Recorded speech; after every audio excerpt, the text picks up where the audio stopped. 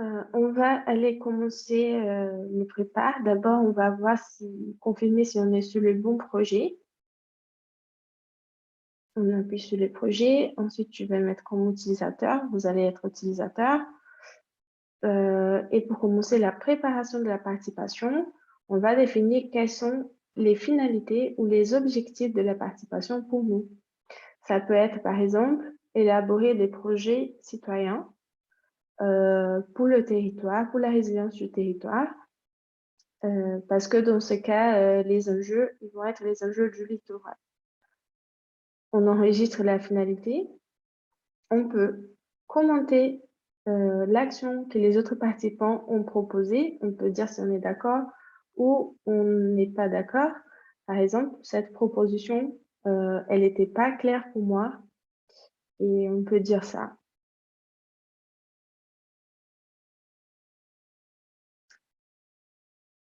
On peut aussi enregistrer ou supprimer l'action que nous avons créée. Sur ce bouton bas, on va voir le débat. C'est où on peut justement discuter avec les participants et voir tous les commentaires qu'ils ont fait sur les actions, s'ils sont d'accord ou pas d'accord, s'ils ont des questions. Et on peut comme ça valider l'étape si on est d'accord au final et on peut se joindre à la majorité ou sinon on peut valider l'étape si on n'est pas d'accord. Pour la page suivante, on va définir en fait quelles sont les actions pour chaque étape du processus. Normalement, les processus, ils se déroulent dans plusieurs étapes. Et la première étape, c'est de structurer la participation. Pour cette étape, on a des actions comme lister les partenaires, les acteurs, formuler un plan de participation, un manuel de procédure. On enregistre l'action et plus une fois, on a toujours les options de enregistrer et de supprimer et de commenter l'action et aussi de débattre.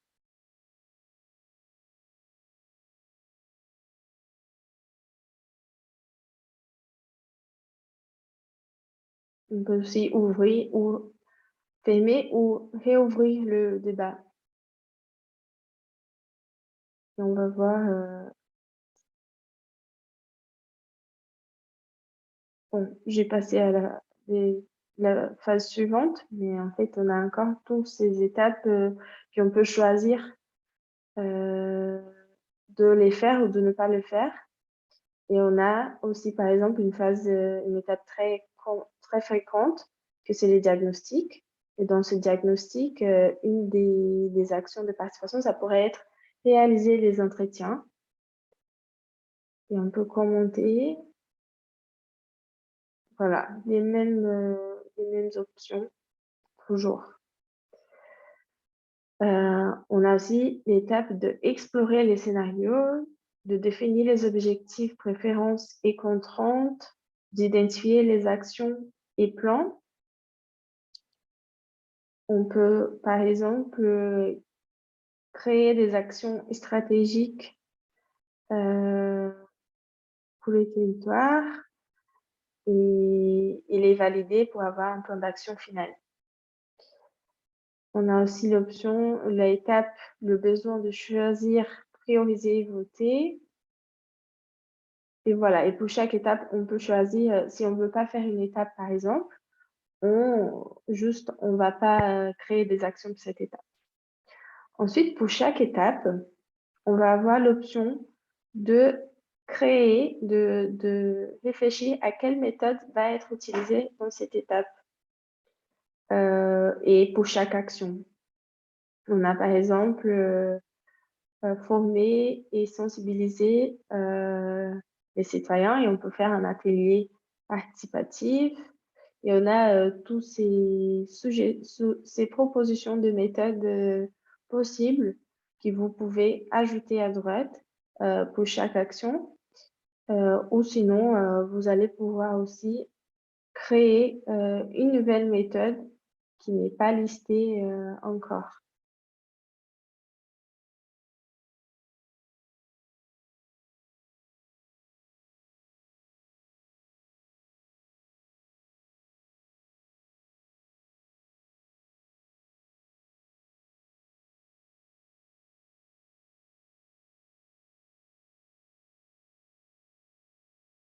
Plus une autre étape, juste pour montrer plus une fois, étape de diagnostic. On peut co-créer un modèle avec les participants et ajouter la cartographie participative. On peut ajouter par exemple les diagnostics participatifs comme une des méthodes possibles.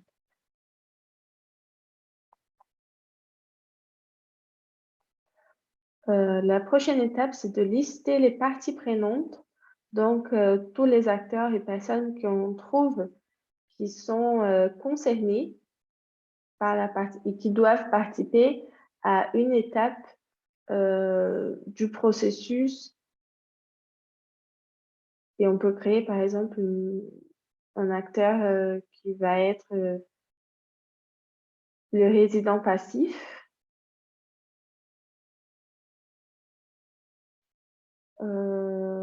Et on peut décrire qu'est-ce que c'est les résidents passifs. Ça va être les habitants qui ne participent pas activement. Et on peut ajouter une catégorie pour cet acteur.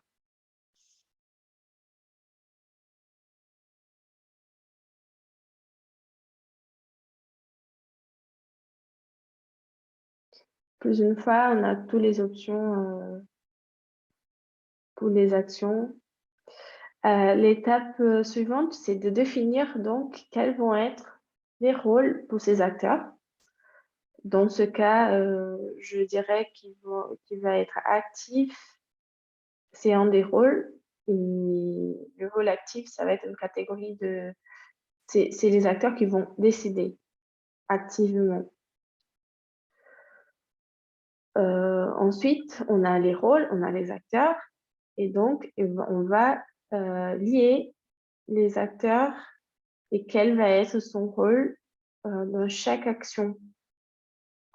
Si c'est passif, actif, s'il est impactif. On peut aussi ajouter d'autres rôles. Et puis une fois, on peut poser une question, par exemple,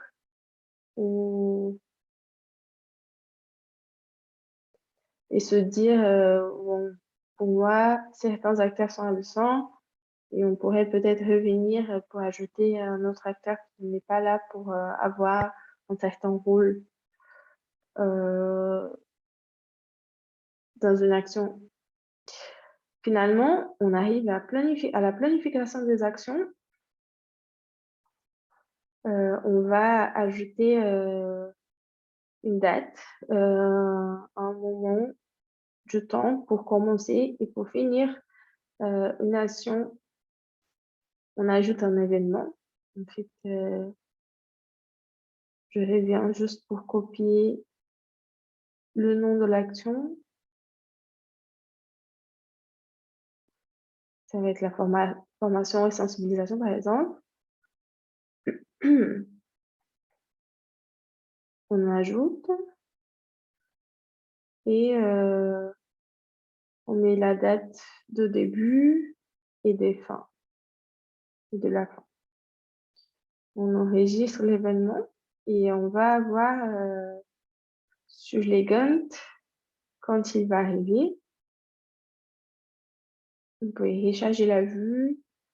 On peut voir aussi avec l'agenda quels sont les jours prévus pour faire une action donnée.